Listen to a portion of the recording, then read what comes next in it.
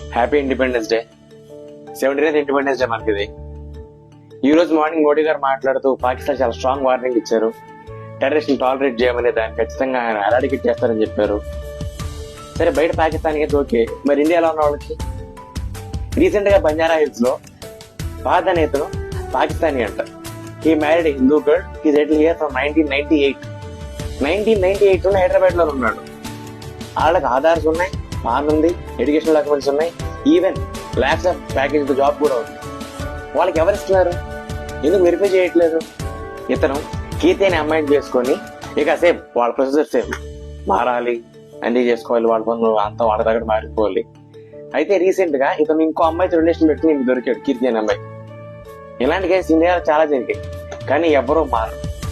ఎన్ని జరిగినా ఎవరిలోనూ basic idea కూడా డెవలప్ అవుతుంది. ఇంకెంతకాలం ఇంకా మైండ్ పని చేయదా?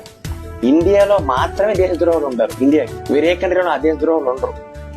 వాళ్ళని ఉంటే చిన్న ప్రొటెస్టులు చేస్తారు, కానీ ఇండియాలో ఉంటూ చాలా మంది చేయడానికి నొప్పి, భారత్ దగ్గర చేయడానికి నొప్పి.